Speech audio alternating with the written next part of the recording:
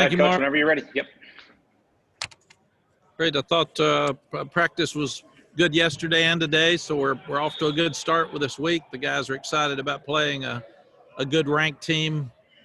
It's different from where we were, but now we're in a position where we're a ranked team playing a ranked team, and that didn't happen to us last year. We were never ranked, so the guys are having to learn to handle that better. As far as who they're going to play, because they've had people in and out, we're preparing to play the best players at every position, and that's just what it is. Their offense is really good. They're running the ball better than anybody in the country except Army and Air Force, and those two really don't throw the ball very much. So they're the best running offense with a conventional offense in the country, and they've got 13 sacks and 30 quarterback hurries. So Virginia Tech's a really good team, and I think it'll be fun for us to have that challenge. So you go back to the last two games. 2 years ago, we lost, I think, with 19 seconds left and lost the lead. And then last year it was 6 overtime. So the games come down to the last play of the game, last seconds of the game for the last 2 years. And we expect this one to be a great one on Saturday. We're glad that we'll have some fans and some students, and we're really happy about the players' families being able to come to the game. That'll be special for them since they have not been able to get in the first two games. Jeremy, I lost something here. Must have hit it with my.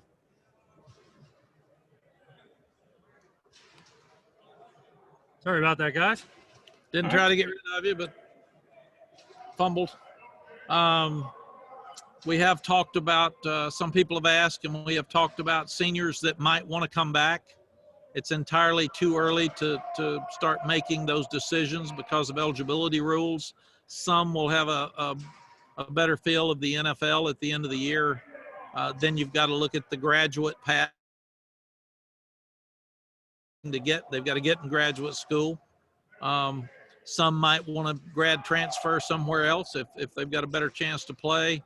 And then some may just want to go into the job market. So people have asked me, have we talked to the seniors? It's just too early to start making some of those decisions. People have also asked about Patrice Renee and Cam Kelly.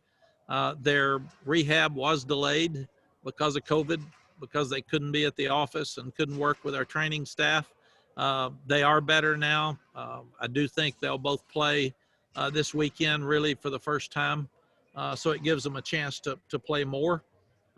Usually it takes about 9 months for a knee, and with theirs it took more like a year, just because of the lack of being able to work out with our training staff and our strength staff like they wanted to. This freshman class is special. I think next year's is probably better that's coming in if we'll get all the guys that we've got committed to us. But I was just thinking about, again, Jeremy says a lot of people ask about names. KJ Binkley's up to like 310, and he's walking and he's exercising, but he will not be back till spring. But we expect him to be a really good player. Clyde Pender broke his fingers, broke his hand, so he's working his way back, and he's doing some good things in practice. Miles Murphy, Kamen Rucker, Des Evans, Tony Grimes, Jaquarius Conley, those guys are all playing already. Josh Downs has played a little bit on offense. We've just got a lot more guys back on offense than we had on defense. And one of the things that it puts you in a tough spot is you're excited about your new guys, but by not playing Charlotte, we missed a lot of snaps. So we've got guys in the Boston College game that haven't played before at the end of the game trying to win the game. So we're trying to develop depth for the season, but at the same time still trying to win the game with all these young guys. So that makes it a little bit tougher. And the last thing before I answer questions is our entire team is registered to vote. So that's something that we've worked on, and they have requested that. They asked that we get a voting place on campus. That's not something that we have control of. I think the city of Chapel Hill has control of that. But other than that, we've had one Zoom meeting about voting. We would never tell them who to vote for, obviously, but it's our job to try to help them learn how to vote and answer any questions about voting that they've got. Questions? All right, group, use the raise hand function, and like we always do, please state your name and your media affiliation. First up is Aaron Beard today. Hey, Mac, Aaron Beard with the AP. This might be a stupid question, so tell me if it is, but you've talked a lot this week about needing to be patient for the deep ball, not pushing it down, take what's there. A 4-yard play is good enough. Is there a way to practice that? I mean, you got to run your offense in practice. I mean, obviously you tell a guy when you're watching film, but is there anything you can do to practice that? I think just, Aaron, it's number one, it's not a stupid question.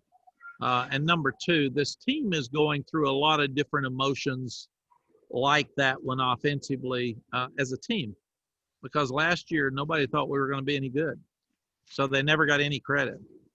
And then we win 2 games, we get some credit, we didn't handle it well, and then we lose 3 games. So we're a team that nobody on this team has beaten Virginia Tech. Nobody on this team has been ranked before. So it's there are a lot of things that we're having to deal with every day. And when you start talking about offense, the offense got so much credit in the offseason about they're going to be so much better next year. Well, they were good last year. So and we've played 2 good defensive teams. So I really think the thing that you have to do is just continue to say, here's what they're giving us. If you're going to beat somebody deep and they're staying way back, you've just got to outrun them. Or you've got to use play action to draw them up and get it over their head instead of just trying to please everybody and score every time. And there's absolutely no doubt that we've changed expectations in a short period of time. And people last year were hoping we'll win. Now they're expecting us to win. People last year were impressed when we moved the ball and scored. We scored 31 points in the opening ball game, and we shut it down with 8 to 10 minutes left to go in the game. People are griping that we didn't score enough. So it's just, it is what it is. And these young people read and they hear, and their families talk to them about, man, why aren't we scoring more points? And why isn't Daz getting the ball? Why isn't so-and-so getting the ball? Why didn't he get it more? So it continues that Phil Longo has Thanks, Mac. a lot of offensive coordinators out there. All right, let's And go over to Dina King. And Mark, I'm sorry, some probably on this call. All right, fair enough. Let's go over to Dina King. Not Dana. Hey, Coach. Hey, David. Obviously, a big game for the program in all phases, and I'm going to focus in on recruiting. You guys recruit Virginia Tech, the same territory, same players. How big of a game is that on the recruiting front for you guys? Well, Dana, I had Coach Gene Stallings told me one time, he said, they're all big games. And if you don't think they are, try to lose one. And then it becomes a big game. So that's what we've told our players. Don't think for 1 minute that one's any bigger than the other one. Because if you lose this one, is Florida State bigger or less? I mean, you've got to win every one of them. That's what people want. That's what we want. That's what the expectations are. And anything less than that's not as good as we want. I've never thought that just winning a game affects recruiting. The Texas OU game every year was, we got that question asked every day. But I think young guys now are choosing. They're choosing early, and they're not just choosing on who wins this game. Or if that's the case, the NC State game would be huge. In-state, the Wake Forest game, the Duke game. Every game then becomes a recruiting game. I think they want to come to your program if they think you can win overall. But I've never felt like one game makes a guy's opinion of whether he likes that school or not. Thank you. Thank you. All right, CL Brown, go ahead. CL Brown with the News and Observer. Mac, I was curious what your philosophy was in terms of tackling as the season moves on, as you get away from August in the fall camp when you're trying to get guys acclimated back to a point where you're preserving their bodies later in the season. How do you handle just how much you want those guys going full in practice? CL, we work on all of our tackling drills every day with individual coaches. We very rarely tackle 11 on 11 or 7 on 7 after the season starts. So, and we've done a good job so far of not missing many tackles. I think we broke 15 tackles maybe Saturday and missed 7. And we look at that every week. But we work really, really hard on pursuit angles, tackling position, and we tackle a lot in practice, but we use it mostly in drills. You usually get your guys hurt when you're twisting guys up in 7 on 7 or knocking guys into each other's legs in a scrimmage type situation. Yeah, and does any of that change because of COVID in 2020? Like, does the way you manage that change because of condition we're in right now? It really hasn't. We've always practiced that way, and it's we even it was funny, because we didn't know the kids very well, we had a live scrimmage in spring practice, and Urban Meyer was standing next to me, and he said, "Oh my gosh, I can't believe you're tackling." It's just different now, and a lot of people are working on tackling a lot more than the hitting, but because of really because of lack of depth and numbers as much as anything else. And through the years, I've asked Coach Paterno and Coach Bowden and Coach Gene Stallings, how many plays do you scrimmage a great player, like in the spring?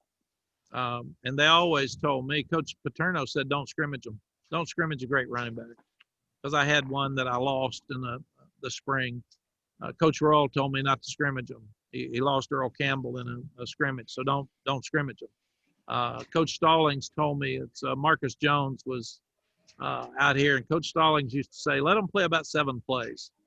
That the great ones need to play, but they don't need to have all the younger ones falling into them, because you could get one hurt.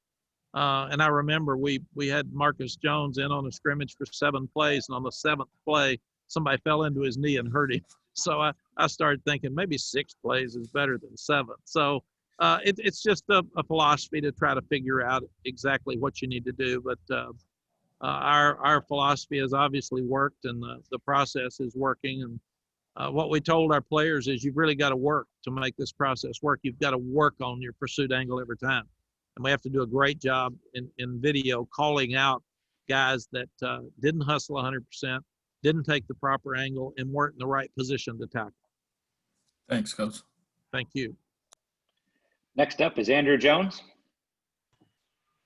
Hey, Coach. I've covered a lot of coaches in the past that were okay with, when they're getting ready to play an opponent, they were okay with their players using previous results against that team to kind of help add a lot of fuel to their week in preparation going into that game. And then some other coaches didn't want them to look back at all. They just wanted them looking forward, worry about yourself. You can't change the past, even with a win this coming week. What is your philosophy on that? Andrew, we're about facts. We just try to tell them the truth and exactly what happened. The truth is, these 2 teams in this game have been really, really close the last 2 years, and give them credit. They've won the game. The 2 years before that were blowouts. Because I like to look at history. I like to look at who we are and what we've done. And I told the guys, if we were ready to have won the game at Virginia Tech last year, we would have won it. We were ready to win at Boston College in a similar situation, but we weren't ready at Pitt. We weren't ready for whatever reason. And I told them, if we're ready this weekend, we'll do our best and win the game. If we're not, then we'll go back and get ready for Florida State and move forward. Our program's really a little bit publicly ahead of where I think it is.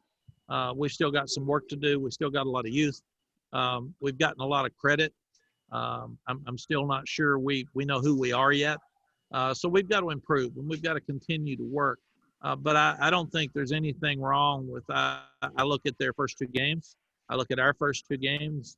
I look at the stats from the last 2 years, even though we weren't here 2 years ago. I look at the scores. I look at the players.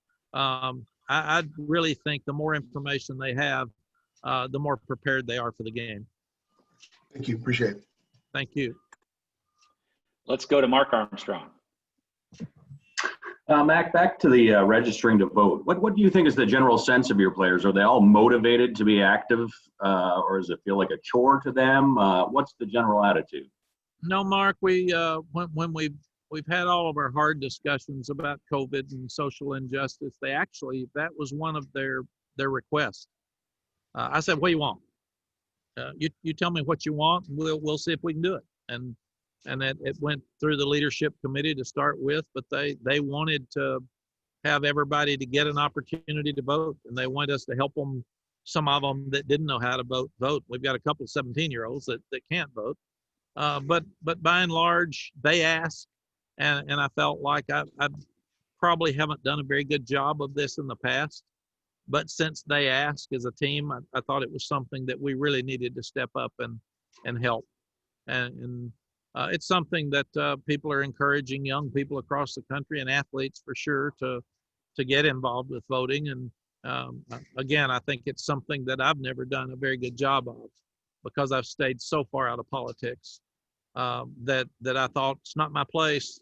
And what it is, it's my place to help young people understand the opportunities that they have if they want to vote. And I never did a very good job with that. So it's really important for me to make sure that they're educated on the candidates. They're educated on how to vote, but we would never ever tell them who to vote for. Yeah, just as a brief follow-up, I mean, I think I saw in the NBA some stat that only 20% had registered to vote last year versus 90-some this year. Do you think there's a kind of an athlete-wide sense of activation in this regard? Mark, I don't know. You know, that would be interesting. Again, I'm probably the least political person in the country. When President Clinton came to speak at North Carolina, he was walking down the hallway and actually turned to Sally and said, "Is he a Republican or a Democrat?" That's how bad I am with politics. So I'm kind of learning with the young people here, and I am going to vote. I haven't very often in the past, but I am because I think it's important for all of us to vote. And it's hard to gripe about anything in your country if you didn't vote. So and young people, Mark, more than ever before, and especially athletes, seem to want a voice about a lot of different things right now. So I think it's important that we let them have that voice. Thank you. Thank you. Okay, Greg Barnes, go ahead. Hey, Mac. A lot of things were kind of the same when you came back, but Virginia Tech was not in the league when you were here prior, and that's kind of blown up to be a significant rivalry. Perspective on that, kind of adding a new team to the mix. Virginia's been there before, obviously State, Duke, but Virginia Tech's kind of been very big, both in the standings as well as on the recruiting trail. Greg, it's a great thought because I was here thinking about next week. I was here when Florida State came in the league. So that was unique and new. And I'm thoughts and prayers for Coach Bowden as I read yesterday, he went in the hospital because I definitely want to talk to him next week if I can. And he whipped me enough. I helped him get in the Hall of Fame. So he should like me a lot. But I do think the closer you are to a school, to a university, the bigger rival it usually is, because the fans have to go to church together. They have to work together. They have to eat together. So they pick at each other. And that's what rivals are all about. So as I was thinking this week, you've got Wake Forest, you've got Duke, and you've got State that are natural rivals in your state. But then you've got Virginia and Virginia Tech because they're your rival state, and they're right here together. And there's no question that our fans will feel very passionate about winning every game, but more passionate about winning the ones when they have friends from those universities. So yeah, this becomes a game that is really important to our fan base. Thanks, Mac. Thank you, Greg. All right, next up is Zach Braziller.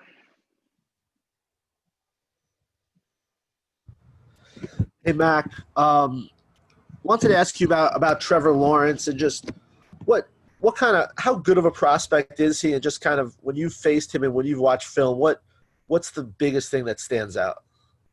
Trevor Lawrence is one of the best to ever play. He's 6'6". He's gigantic when you stand out there next to him on the field. I guess he weighs 230 or something, and he runs faster than everybody else on the field. So I don't know how fast it is, but he's real fast. And he started using his feet a lot more than he did early. He's tall. He's hard to bring down. He made a great play against us where we could have sacked him last year. And he spun out of the tackle to his left and threw the ball down the field. It was a huge play in that ball game. He's confident. He doesn't rattle. He's very smart. He's very accurate. You're sure not going to bat him balls down when he's 6'6", and he's got a tall release. So I think he's first round pick and one of the best players I've ever seen. Thank you. Thank you. All right, Alyssa Ray, go ahead. Hey, Coach, such an odd lead up to that Boston College game, having 3 weeks off. Does this week of practice feel more normal, kind of like you guys are more in the swing of things and it's back to your regularly scheduled season almost? Elisa, it really does. That was the strangest thing to be off 3 weeks, and I thought we handled it as well as we could. Whoever knows? You know, we still haven't played consistently well on offense.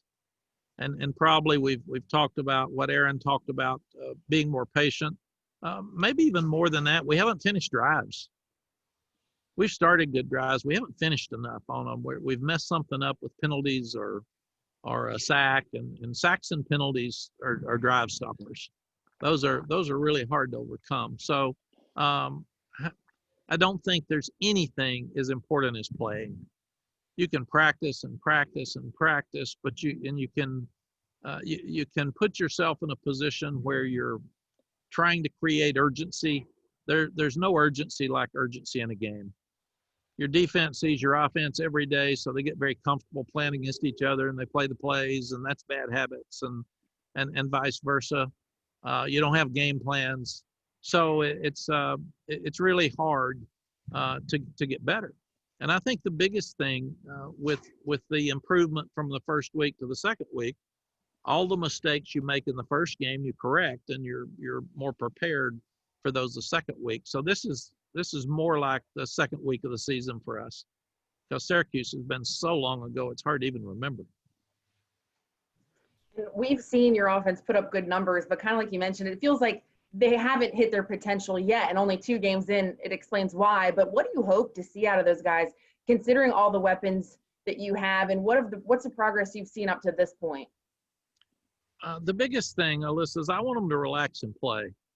I think they're playing with too much pressure. They're playing that we got to go score all the time, and nobody's going to score all the time. And then they get frustrated when they don't, and that's the patience we're talking about. But they've got to get the burden off their back and go have some fun and play, and that's it. Sam's got so many expectations that he's got to fulfill, and then we talked about after the game, who do you throw it to? Joffrey catches more balls than Daz, and everybody panics. Joffrey's a good player too. I mean, it's and then your 2 backs are really good, and then your offensive line's been in and out and banged up, and so I feel like that we need to take a deep breath on offense, and the defenses we've played have probably been better than at least one of the offenses. Syracuse offense was struggling when we played them, but we just got to take a deep breath and go play, and go have some fun, and not. I don't mind us expecting to score every play. That'd be great. I don't mind us expecting to score every drive. That would be great. But you can't do it if you're trying to force it. You just got to play. And I haven't felt like our offense has just relaxed and played yet. And no better situation than that 7:46 left in the game. We're at the 29-yard line going in to put the game away. Go score, man. Just go score. Don't, and we have to mess it up. And there were 2 penalties. One of them probably should have been picked up. But you look at it, we have the jump call and the deep throw. It's incomplete. Then we have a penalty. Then we have a penalty. And then we miss a long field goal. So we just, that's a situation where go finish the game. Go score. If you get 3, it's probably over. If you get 7, it's definitely over. And you kill some clock while you're doing it. So we got to play smarter football, and that's on coaches. That's on us. We can coach better than we did in some of those situations Saturday. Thanks, Coach. Thank you. Okay, Ross Martin, go ahead. Hey, Coach, I was wondering what your philosophy is for rotating players in, given, trying to rest some during the game, trying to get young players some reps, and also obviously trying to win the game with your best players. Ross, are you always outside, or do you just have a better backdrop than everybody else? Yeah, I'm on my back patio. It's a beautiful day outside in Chapel Hill. It really is. You look like you could go hunting right behind your house. So Come on over for a beer anytime, Mac. well, I just won't go there. I normally would, but I get in trouble, so I won't. Ross, it's one of the real questions that we've got right now. And I probably spent 45 minutes to an hour talking to our coaches about it yesterday. I constantly harp on developing depth. So then they put a young one in the game. The last drive of the Boston College game, I'm screaming, "Get him out, man. It's the last drive of the game. We got to win the game." So it's a real issue for us right now to try to get these young ones to come on and play when it matters, but still be able to substitute and not play. We don't want to play Tamon Fox 60 plays. That's too much. And we did that last week. Now, are Cameron Rucker and Des Evans ready? Can Chris Collins come in and play enough to let Hopper and Fox rest? Those are things that we're dealing with right now that you look at. And Boston College played us better than we thought. We got to play a lot of guys against Syracuse. That's where it hurts us that we didn't have Charlotte. We would have played a lot of guys. We would have had game experience for them, which we don't have now. So we're just having to look at putting those guys in the game. And then even more so last week, Jay and the defensive staff was really surprised that we thought they'd line up and be balanced and try to hammer us. And so we had to throw that whole game plan out and start over because they threw it 56 times. And none of us would have thought that last week. And with young guys, it's harder to play them when you're not playing the game plan that you practiced all week. So it's a great question, but it's something that it's the reason I thought we wouldn't be as good as everybody thought we should be this year, because we've got too many young people that haven't played enough that need to be playing for next year. They need to be playing for the latter part of the season, but they're not ready yet to win the game. So it's just that's a real quandary that we're in right now of when to play them, how much to play them. And as the head coach, I sat there yesterday and said, I can sit here and tell you all this. I think it's the most important thing we're doing right now is trying to figure out how do we get the young guys in the game enough to get them ready to play, rest the older guys, but still win the game. And each position's got to do it differently. And I said, not only substitute, but don't substitute when we've got them backed up inside the 10. Don't substitute when they're substitute from 20 to 20 and let them play some and get some experience when it's not in either end where it's going to cost points. And on Monday, you mentioned you were friends with Justin Fuente. I was wondering, are there any guys you're not friends with? How are you friends with everybody? How do you become so well liked? I mean, are there any enemies out there that are college coaches?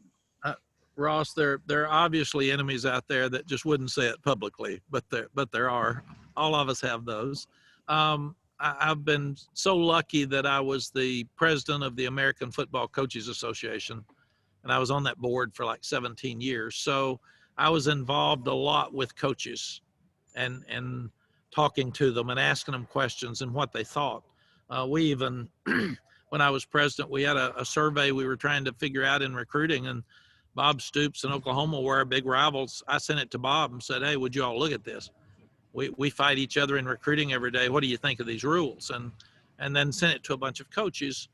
And then even more than that, your all's relationship sometime is more difficult with coaches than mine was in my 5 years, because I was in a tough spot with TV because the coaches liked me and I got to know them, but I had to tell the truth. And sometimes that wasn't very comfortable, but for those 3 years that I'd call games on Friday night, Memphis played in a lot of those games. Mike Norvell played in those games, and he was the offensive coordinator at Memphis. And Jay Bateman played in those games. And so a lot of these coaches, I did Jeff Collins games at Temple. I did Matt Rule's games at Temple. So when you study them all week, a lot of times I would even talk to the coaches during the week about what they were going to do. And then I had my meeting with them before, and some would call me and ask me afterwards. I did Dave Doran's games. I did Duke's games. I did Wake Forest games. I did Louisville's games. So I really think, Ross, more than anything else, I try to be honest. I really care about the game. I care about coaches. It sounds facetious every week when I say I like this guy, he's doing a good job coaching. It's really not. I do like the coaches. I don't get in fights with coaches that we play. I'm not one of those that has to hate one of our opponents. I've never been that way. I worry about us more than I worry about them. But yeah, I was thinking that the other day. In fact, the coaches asked me in the staff meeting, is there anybody that doesn't like you? And I thought about it for a minute, and I had a few that I could pull out. And they said, is there anybody that you don't like? And there were a few, but they're very, very few. And I really respect and like college coaches and what they do for young people. Great. Thank you. Thank you, Ross. All right, let's close up today with Brendan Marks. Brendan, go ahead. Hey, Mac, thanks for taking the time. You had mentioned after the game on Saturday that you're learning to appreciate the wins more now than even if you guys didn't play well than you did at Texas. And today you say, we're, maybe politically trying to push people to vote. That wasn't something I always did in the past. It sounds a lot like you're still learning a lot about yourself as a coach and how to grow and evolve even through just a year and a half here so far. I'm just wondering, how much do you feel like you've grown and evolved both as a person and as a, leader of men since you've been back in Chapel Hill the second time? Oh, gosh, Brendan, I think I've grown probably as much as at any time in my life since I left Texas. You get so wrapped up for 31 years in your little routine, and you don't even know what's going on outside the walls of that program. And it's not healthy sometimes. It's just the next week, and you got to win every game, and that's who you are, and your identity becomes how many games you win, and it's not healthy. It's hard, and therefore you're not very happy, because if we're 25-2 in that 2-year period I mentioned, and miserable because we lost 2, and I don't remember the 25. I remember the 2, and that's not fair. That's not healthy. It's not good for the kids or your family. But going to TV, I was able to see the world differently than I did from those walls. And that's why I said when I came back here, I will be a better coach now than I've ever been. Hopefully that probably means I would be a better person now than I've ever been, because I see things differently. I see you all differently than I did. I never hated media, but I wasn't as open as I'm sure as I go back and look at it as I am now. I want to help you with your jobs, but at the same time, I want to tell you the truth. And as long as it doesn't affect one of our players or one of our coaches. And then at the same time, there are things like the social justice. I want to use this platform to help. And at one point in my career, I would have wanted equality. I'm not sure I would have spoken up. And like the same reason I'm being more open with you. Same thing with voting. I never thought about it. I asked Coach Royal, the legendary coach at Texas, what about voting and what about politics? And he said, you go to the Capitol, you enjoy their parties. When they get ready to vote, you leave, man. Get out of there, because you've got half the country mad at you anyway. You don't need the other half mad because you're not going to vote like they want you to vote. So what I'm learning is my real job is to mentor kids. That's my job. And no better time to do it than this awful time in our country's life. This awful time. So if anybody said, are you disappointed you came back and you've had to coach in COVID that is so different, I would say it's different, but I'm so lucky I came back, because what I missed was mentoring kids, and they need help now more than any other time in their lives. I told them today, just look at there's a hurricane hitting Louisiana and pray for those people. They've already been hit too many times. But LSU's moving their game, it sounds like, to Missouri. I said, guys, if a hurricane had hit here, they might say, hey, we're moving the game to Virginia Tech. And what you got to do in 2020 is be ready for that. At some point, that would have been a real crisis in your life. I can't do that, man. My parents are coming here. Nah, you just handle it. So the things that these young people are learning right now will help them so much when they're running their own families and they're running their own businesses. And so in a very unusual way, they're learning really, really hard lessons that most people do not have an opportunity to learn. And as I was pouting in the spring and got down and I mean, can't imagine people not being able to feed their kids. I'll have to be careful not to get emotional here. I can't imagine people getting kicked out of their houses, and we're going to have homeless people. I can't imagine people losing their jobs. It's just, you just can't, and I can't imagine 210,000 people dying. The fear that we all see about getting this virus, and that you could die very easily and very quickly. And when does it stop? When do we get our lives back? So I went through a tough time this spring. I couldn't see the players. We couldn't have staff meetings. We're on Zoom. Everything's on Zoom. I couldn't see you all. And I'm a person that likes to be around people. I like to pick at people. I like to have fun. And I couldn't do any of that. And that's when Sally and I sat down and had a really hard conversation. And the conversation came back to, what's your job? I mean, we need to win games. We need to make money for the university. We need to represent the university right. But my job, and what I really missed the most, was mentoring young people. And it's never been more needed than right now. So that's, and I've got to be strong, and I've got to be upbeat, and I've got to be positive to make sure that they understand that they can be, because a lot of things they love has been taken away from them. And that's it's a really tough time for mental health. You sit and look at all the things that are bad that are going up during this pandemic. It's an awful time in our lives that we all have to pull together and help each other. And then in closing, and that's the way I handle our team, I said, don't worry about Virginia Tech. They're going to play good. They're a really good team. Worry about you. What we don't want to do is not play our best on Saturday. Then we feel bad and guilty, and we're not sure what should have happened or would have happened, and you don't get Saturday back. You don't get Wednesday's practice back. So play your best on Saturday. If they play better than we do, hey, pat them on the back and say, good job, and let's go to Florida State. But let's don't walk in here and talk about, well, we didn't have energy, we weren't very tough, we messed all these things up. Let's play our best. And if our best isn't good enough, we'll all be fine with that, and we'll keep trying to get better. Thank you, Mac. Appreciate it. Thank you, Brendan. Coach, we really appreciate your time today. Thank you.